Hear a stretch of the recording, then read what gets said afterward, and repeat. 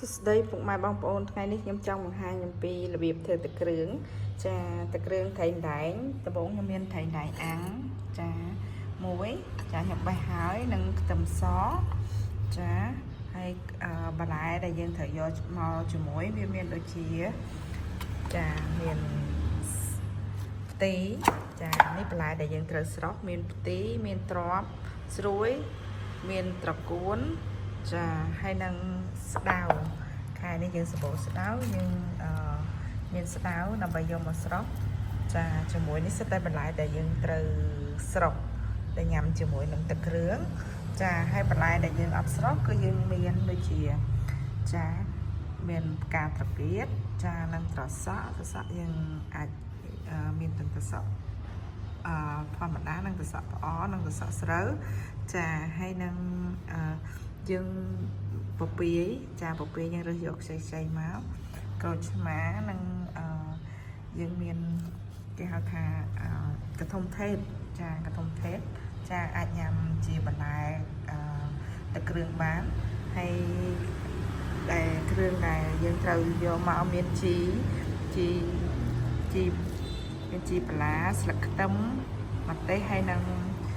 ជីក្រហមគេហៅថាចាជីក្រហមយើងចាយើងយកមកដាក់ជាមួយជីក្រហមឬក៏ហៅថាជីនាងវងទៅតាមតំបន់មួយចាអញ្ចឹងខ្ញុំនឹងបង្ហាញវិធីធ្វើជាដំបូងយើងត្រូវលាងបន្លែយើងឲ្យស្អាតចាឲ្យច្រើនទឹកវារួមយើងបហូរទឹកព្រោះឲ្យបន្លែយើងទិញពីផ្សារមកយើងត្រូវបហូរទឹកឲ្យច្រើនលាងឲ្យស្អាតហើយខ្ញុំរើសយកទៅកន្លែងណាគេលក់ដែលនាំពីតំបន់ធម្មជាតិស្រែមកទេបន្លែហ្នឹងចាវាឲ្យស្អាតបន្ទាប់មកយើងធ្វើការលេបវាដាក់ទៅឆ្នាំង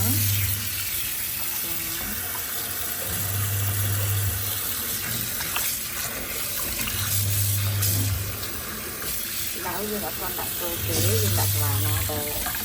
ចឹងធ្វើឲ្យស្ដាយទៅវិញតែវាគ្លីងទៅវិញបន្លែផ្សេងៗទាំងអស់ខ្ញុំដាក់តែបន្លែណា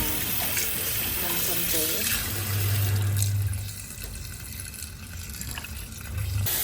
បន្ទាប់ពីយើងលាងបានស្អាតហើយយើងធ្វើការដាក់ទឹកចូលក្នុងបន្លែយើងដើម្បីធ្វើការដាំស្រុះបន្ទាប់មកយើងធ្វើការបើកភ្លើងដើម្បីស្រុះបន្លែយើង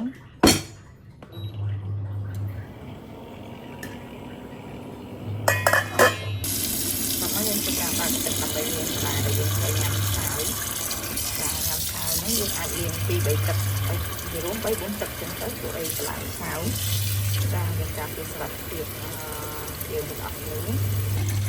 បន្ទាប់ពីលាងបន្លែហើយយើងធ្វើការលាងទីយើងម្ដងបន្ទាប់ពីលាងស្អាតយើងធ្វើការហាន់ចាជាមួយក្រូចឆ្មាជីយើងហាន់របៀបហ្នឹងមកបន្ទាប់មកយើងធ្វើការដាក់ខ្ទឹមដើម្បីបុក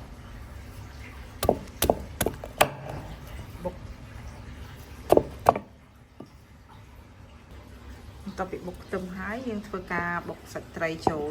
ជាមួយនឹងខ្ទឹមយើងបុកហើយយើងឃើញថាម៉ត់ហើយចា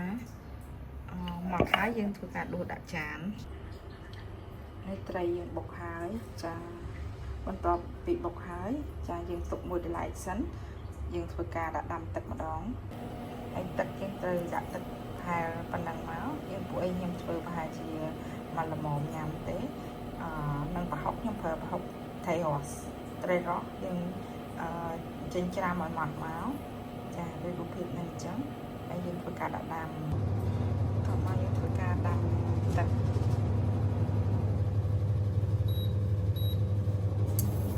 បន្ទាប់ពីទឹកយើងពុះហើយយើងធ្វើការដាក់ចូលមានចេញកន្លះស្លាបព្រាបាយបើកន្លះស្លាបព្រាបាយនិងស្ករកន្លះស្លាបព្រាបាយចា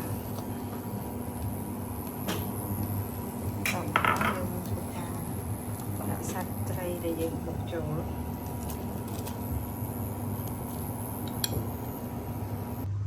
បន្ទាប់មកយើងដួសដាក់ចានហើយយើងធ្វើការដាក់ជី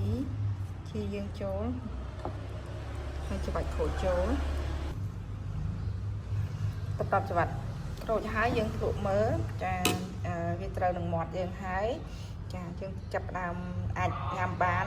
ញ៉ាំបានជាមួយនឹងចាបន្លែដែលយើងស្រស់ហ្នឹងចាអូខេបន្ទាប់មកនឹងបន្លែស្រស់របស់យើងខ្ញុំយកតែផ្កាទៅទៀតហើយនឹងចាតសក់កធំថេតនិងពពាយចាក្រូចយើងអាចថែមថយបានទៀតតាមចំណង់ចំណូលចិត្តយើងចាអរគុណដែលបានទស្សនាវីដេអូរបស់នាងខ្ញុំតាំងពីដើមរហូតដល់ចប់សូមអរគុណសូមជម្រាបលា